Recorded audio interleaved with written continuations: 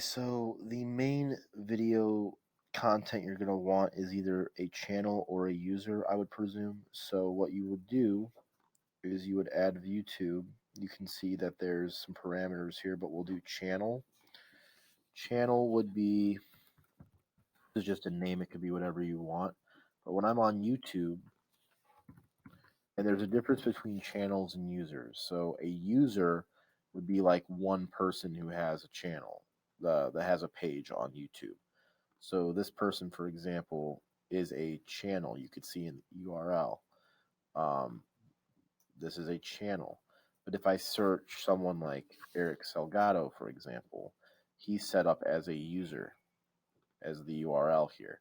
So if I wanted to do the user, I would take only the text behind the last backslash, put it in the parameter section here, and make sure that user is selected, and then confirm. And this is what's already appeared over here, but I'll refresh to show you that it is the same.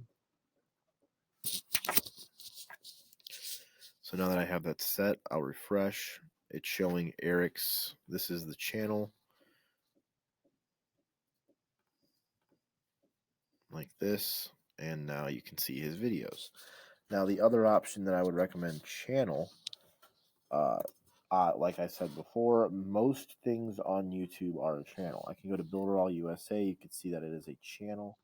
I just copy that jumbled random text code at the end of the URL, and I paste it in the search URL parameter here and confirm.